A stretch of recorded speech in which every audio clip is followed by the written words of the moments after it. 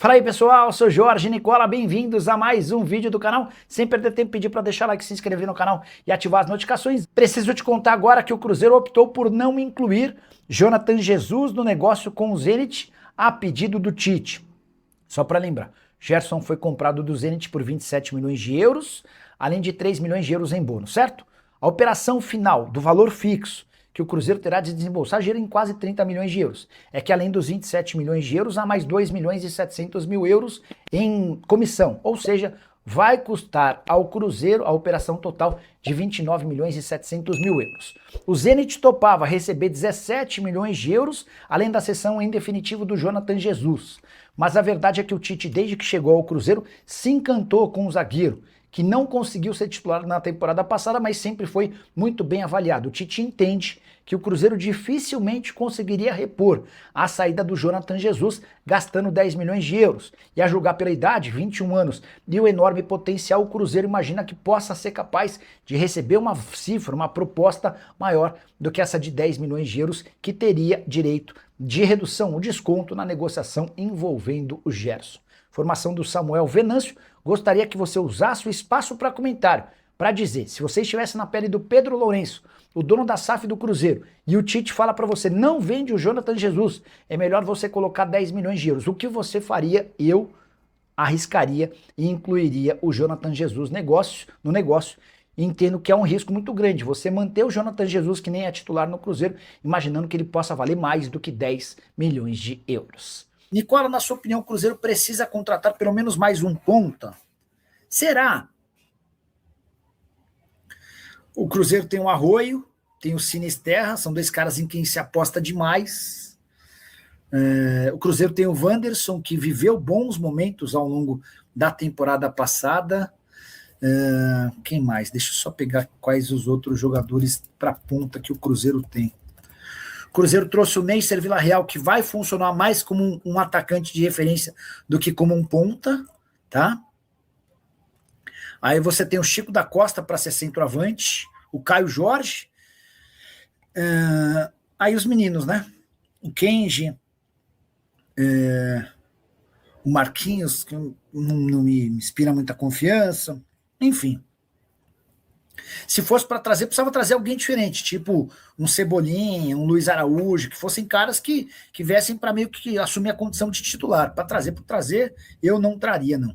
Vamos juntos com as quentes do dia. Nesta terça-feira, ainda repercutindo bastante a entrevista, o desabafo emocionado de Gerson, falando sobre a relação com o pai, e o Gerson aí se preparando para dar retorno ao que o Cruzeiro confiou no atleta, tirou o jogador da Rússia, foi um esforço realmente muito grande. A gente até comentou que o Cruzeiro, na rodada ali de negociação, tinha uma possibilidade de 17 milhões de euros mais o Jonathan Jesus, só que o Tite gostou muito do atleta, acha que ele pode valer muito mais do que 10 milhões de euros, então o Cruzeiro partiu para uma negociação somente no cash, e aí chegou naquela equação de 27 milhões fixos, mais 3 milhões em bônus, caso aí o Cruzeiro conquiste títulos importantes neste período aí do Gerson, na Toca da Raposa 2. Muitos trovões aí em Belo Horizonte, hein?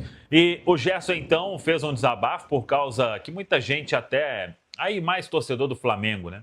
Fala sobre o pai dele, que o pai dele tenta tirar o atleta dos clubes onde ele vai, que não cumpre os contratos, enfim, o que todo mundo aí já vem acompanhando, e foi um desabafo bem legal do Gerson na entrevista coletiva. O Gerson que está se preparando para, quem sabe, estrear no sábado. Vamos ver se já vai ser a ideia do Tite. É certo que os titulares estarão em campo no sábado diante da equipe do Uberlândia. A venda de ingressos já está rolando. Quem puder comprar, já são mais aí de 15 mil ingressos vendidos. Então, o Cruzeiro terá os titulares. Ainda nesta quarta-feira, é um time alternativo contra o Tombense em Uberlândia, mas com reforços importantes. Arroio e Chico da Costa vão jogar e eu acho que serão titulares. O Arroio, uma surpresa aí na lista dos relacionados. O Chico da Costa teve o nome publicado no BID e os dois são as novidades na delegação que se concentra em Uberlândia para o compromisso desta quarta no Parque do Sabiá. Vamos ver quem joga na vaga do Mateuzinho, do Matheus Henrique, e com as possíveis entradas de Arroio e Chico da Costa, quem serão ali os escolhidos para deixar o time. O Cruzeiro, claro, depois da derrota em casa para o Pouso Alegre, precisando de buscar a reabilitação nesta segunda rodada da fase de classificação do Campeonato Mineiro. Muita gente me perguntou sobre a recuperação do Vidalba e a informação ela é muito boa. O Vidalba agora ele inicia um processo aí de mini pré-temporada, né? Uma pré-temporada desde o início, está praticamente recuperado da lesão ligamentar que ele teve no tornozelo. Então, a expectativa é de que até o início de fevereiro o Vidalba já esteja à disposição do técnico Tite, antecipando aí em um mês, mais ou menos, a recuperação, que era o prazo previsto quando teve a lesão importante que o tirou da segunda partida e do restante, né, daquele primeiro jogo diante do Corinthians na semifinal da Copa do Brasil. E sobre o Sinisterra, depois de muito tempo, ele está tendo a oportunidade de fazer uma pré-temporada. Então, por isso, ele não tem aparecido ali em alguns treinamentos, porque o Cruzeiro está cuidando do Sinisterra muito bem para que ele possa ter todo este trabalho de condicionamento para ficar 100%. E aí, muito em breve, estará com todo o grupo na Toca da Raposa 2. Mas foi esse o cronograma estabelecido pelo Departamento de Saúde e Performance do Cruzeiro. Então, é uma pré-temporada, como ela tem que ser, né? Porque o que tem agora é jogo no meio de treinamento e isso complica muito. Mas o Sinisterra, ele vem fazendo toda esta preparação e vamos acompanhar a evolução disso nos próximos dias. Tá falado, pessoal? O que você espera taticamente do time do Tite e do Gerson inserido nesse time?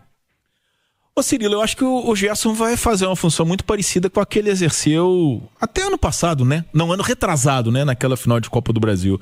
Talvez o cara ali, o meia que joga um pouco pela direita ali, mais ou menos o que o Christian fazia nesse time do Cruzeiro. Eu acho que nessa função ele fica mais perto do gol, tá? Eu acho que dá para explorar melhor esse potencial ofensivo que ele tem, até de finalização. O Gerson finaliza bem de perna esquerda. Tem esse lado, se ele joga pela direita, ele pode puxar para dentro para bater, pode criar mais, tabelar mais com o Matheus Pereira. Eu acho que é a melhor função. Até porque, se a gente for pensar, ô Cirilo, o Cruzeiro tem ótimos volantes, né, cara? O Cruzeiro tem Lucas Romero e Lucas Silva, que foi uma das melhores duplas do ano passado. Tem o Matheus Henrique, que se conseguir firmar essa questão física. O Tite tem muita esperança no Wallace, que é um baita jogador. Então, quer dizer, tem o Japa, o Murilo. O Cruzeiro tem ótimos volantes. Então, eu acho que se a gente for pensar no meio de campo do Cruzeiro, talvez a maior carência seja a questão de meias, né? E eu acho que dá para jogar com os dois, Gerson e Matheus Pereira, fazendo essa função de municiar o ataque, e aí o Caio Jorge com mais um ponta. São jogadores com características diferentes, né? Ô Fabrício, o que você espera do Gerson taticamente nesse time do Cruzeiro? E me parece o principal ganho nesse aspecto ofensivo, mas é importante valorizar o Christian também, né? Porque a última temporada ele foi fundamental pro esquema do Leonardo Jardim, e por mais que o Tite tenha dito que vai manter a estrutura, etc e tal, mas são jeitos diferentes, né, de pensar uma formatação de time, né? Com certeza. Se colocar na mesma formação ali, mas as características dos jogadores influenciam muito no jogo, né? E não, o Christian com certeza fez uma baita de uma temporada, mas eu acho que o Gerson deve jogar nessa função ali, dele se aproximando mais com o Matheus Pereira, ajudando mais ali na criação. O Gerson é um jogador que acrescenta muito, né? Pelo que a gente viu já ele fazendo futebol, né? Além de liderança, você vê ele falando, é um cara super comprometido, um cara que gosta de vencer, fica incomodado com a derrota. Isso vai ajudar muito dentro de campo, no vestiário. Eu acho que ajuda na construção, ajuda na marcação. Jogador que pisa na área também. É uma baita contratação aí, vai encaixar se for preciso jogar de segundo volante, joga. Eu acho até meio um desperdício, sabe? Quando ele coloca ele um pouco mais atrás, porque a qualidade que ele tem para chegar ali na frente e fazer uma assistência, chegar aí no fundo, entrar para cabecear, que tem uma estatura boa para entrar na área. Então eu acho um desperdício deixar ele um pouco atrás.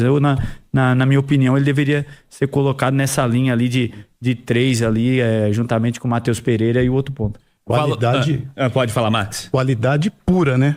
Absoluta. Ô, velho, e eu vou além do que o Fabrício e o Simões trouxe até o momento, assim. É um atleta que a gente consegue enxergar uma motivação extra, né? Não só porque ainda tem tamanho para ser convocado para uma Copa do Mundo, mas a gente vê uma emoção ali que é legal do atleta, sabe? Para quem jogou assim, e é com todo respeito a vocês, jornalistas, né, eu consigo identificar, poxa, um cara que está emocionado de vestir uma camisa do tamanho do Cruzeiro, altamente motivado e querendo dar uma resposta dentro do campo. Eu consigo identificar isso no Gerson. Eu acho que ele vai jogar muito aqui em Minas Gerais. E os objetivos individuais, eles fazem a diferença, né, Marcos? Totais, entendeu? E ele vem com objetivos muito claros ainda, né? De ser lembrado para a seleção brasileira. Para ser lembrado, ele precisa de um começo de temporada intenso e muito positivo. Eu tenho certeza que é isso que ele vai buscar agora junto com o Tite, já logo nas suas primeiras partidas vestindo a camisa do Cruzeiro. E esse calendário pode ajudar nisso, né, Cirilo? Sem a gente veio falando porque assim, quando se joga o estadual, o jogador não é bem, né? Exato, tem razão. Você não avalia tão bem o jogador. Não, é estadual, mas agora já começando o Campeonato Brasileiro, com grandes jogos, já é a oportunidade do Ancelotti avaliar todo mundo. Nós teremos 18 rodadas até a Copa do Mundo. Quase um turno inteiro. 18 rodadas de brasileiro. Jogo pra caramba. Fora a Libertadores, né? Tem muito jogo relevante até a Copa do Mundo. Jogo relevante, é isso. Porque Jogo assim, relevante. você pega jogo de estadual, Tem razão. beleza, o cara meteu 10 gols no estadual, aí passa o resto do ano sem fazer gol. É o jogo relevante que vai o jogo tem importância, né? Então, fazer assim. ser lembrado, é verdade. O Gerson tem tempo suficiente, é o meio-campo da seleção brasileira que tem alguns espaços ainda. Em titular não tem, Casemiro e Bruno. Pensando na formação. Acho que titularidade não, porque ele vai jogar com os 4 lá na frente e tá sobrando gente, né? Você tem Rafinha, Rodrigo, Vini Júnior, mais um para essa formatação ofensiva da seleção brasileira. Ele tem jogado com o Matheus Cunha, o Rafinha esteve fora, então pensando nos meias atacantes, acho que vai sobrar alguém ali, tá faltando espaço.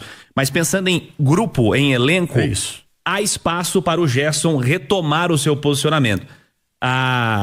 Nessa história dos volantes barra meias ali de armação, pensando em elenco. Se você Paquetá se encaixaria nessa função? Disputando com ele? Não, acho que ele Não um pouco sei mais se disputa, atrás. acho que o Paquetá é... mais ofensivo, O né? Paquetá não tendo lesão, ele vai jogar a Copa do Mundo. Vai jogar a Copa do Mundo... Porque é um jogador que tá pra voltar também pro Brasil, né? Então Também os dois tem isso. seriam avaliados aqui. Mas se você pensar em 2 jogadores, pelo menos por posição, né? A gente imagina aí 24 atletas convocados. Quantos serão São convocados? 26. 3 26 goleiros atletas? mais 23 de linha. 23 jogadores de linha, então 2 pelo menos para cada posição. Ele tem muita possibilidade. Sim. Jogar um Até início porque o Gerson, né? Por ser coringa, sai na frente, né? Também. Quando você vai pra um torneio desse, o cara que exerce mais de uma lesão, função, o cara que exerce mais de uma função, ele sempre sai na frente. Tipo o Éder Militão, joga de lateral direito, joga de zagueiro central, sai na frente. Boa, Simão. Né? Isso aí. Então, A última convocação do Ancelotti teve de meio-campistas Casemiro e Bruno, que são titulares. Ele voltou com o Fabinho, que estava esquecido nesse ciclo na seleção brasileira. Paquetá e Andrei Santos. Só isso de meio-campo. Não. Assim, ele convocou só 5 porque eu acho que ele não tinha, ele tem incertezas. André não tá no radar, João Gomes não tá no radar, caras que já estiveram na seleção. O Gerson pode sim se inserir nesse meio campo da seleção brasileira. Porque, por exemplo, o Paquetá, eu acho que ele não foi bem de segundo volante com o Tite na Copa do Catar, né? Foi uma experiência que o Tite fez durante a competição e foi muito mal. O Andrei Santos não tem a categoria do Gerson para jogar ali pelo lado direito, para jogar mais para frente. Então, quer dizer, o Gerson é um jogador que pode jogar mais pra frente, pode jogar mais pra trás, ajuda na bola aérea, tem um bom potencial bola de aérea, finalização. eu ia falar isso agora, que na Copa do Mundo a maioria dos jogos é decidido na bola parada, cara. Fala pessoal, estamos aí com atualizações importantes do Cruzeiro. Se inscreva e ative o sininho para receber mais atualizações da Raposa todos os dias. Deixe seu like que é muito importante para o crescimento do canal. Utilize o espaço aqui embaixo para registrar sua opinião. Ficamos por aqui com mais esse giro de notícias. Um abraço e até o próximo vídeo.